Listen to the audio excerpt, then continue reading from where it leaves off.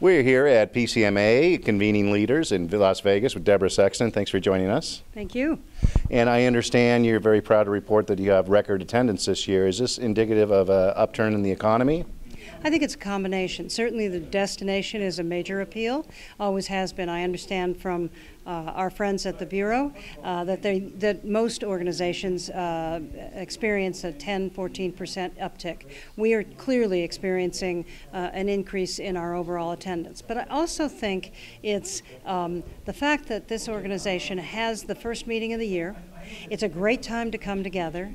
It's an opportunity to talk about what you see as the challenges and talk peer-to-peer. What are you doing about this issue? How are you managing your budget? All those kinds of questions you can't do virtually. So coming here, they get that chance to see their peers and to ask those questions. So I think it's gotten a reputation of being a must-go-to, because it's that first thing out of the in the new year to talk about our industry as a whole. I think the quality of education is also part of that, but so I think it's a combination, and I do think that there is a slight uptick in the economy. There's a lot of things out there that could still happen. And I don't think anyone's being foolish in thinking that we're just going to bounce back and everything will be the way it always was. I don't believe that. But at this point in time, we're optimistic for 2011 and even more optimistic for 2012. So. And there's a lot of new things going on here with the Virtual Edge Summit. Tell us more about that. Well, a year ago, Virtual Edge Summit was brought to me, or at least brought to my attention, that it was hands down the best education as it related to virtual platforms, hybrid meetings. This is something that our members need to understand. They may not take advantage of it, but they certainly, as a professional, have to know how to respond if their organization says, why are we not doing something virtually, or what would it cost to put on a hybrid meeting, or what does it mean to do this? And so the education they're going to get by our co-locating, instead of my going out and saying, let's create a couple of sessions on hybrid meetings, I'd probably go to the same source, so why not bring that source and that meeting in a co-location with us so that our members get it all? But more importantly, what they're going to find out minimally is how do you get adoption within your own organization? How do you speak to it, number one? How do you fund it?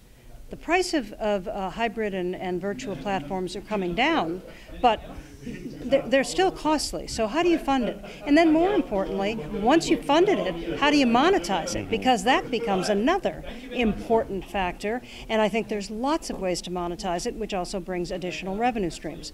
And then what are you really doing with this? What do you really want your hybrid meeting to do? Because it's not just live streaming.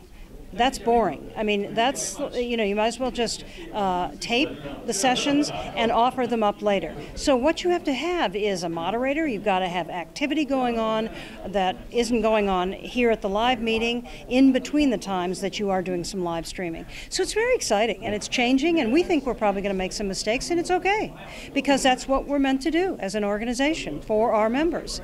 Hopefully not a lot, but the ones we do make, I hope people learn from. So we're really excited about this, and I think it's going to prove to be a very smart co-location, and I'm hoping that we will continue this co-location into the future. Great, and then you do a lot of research, your association, so what is your take, your PCMA's take on 2011? What can the media industry expect?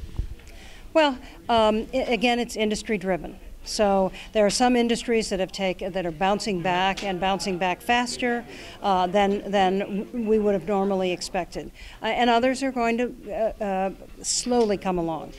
I think what we need to think about in the meetings industry is, even if a program that we're currently producing is successful, we have to constantly be thinking, how do you change this to keep it relevant? You can't just sit back and say, it's same old, because if you do that, you're going to lose an audience, and once you lose the audience, it's very hard to get them back. So I think as a meeting professional, you always want to think about, what can I add that's different, that is going to enhance the experience, the overall experience for the attendee, and oftentimes that isn't being done. So to look at the product that you produce and to really think about how to slightly change it to keep it relevant is very, very important for our industry. And I hope that more of our members will be doing that. And I hope they're learning from our program throughout this week on ways in which they can do that that is fairly simple.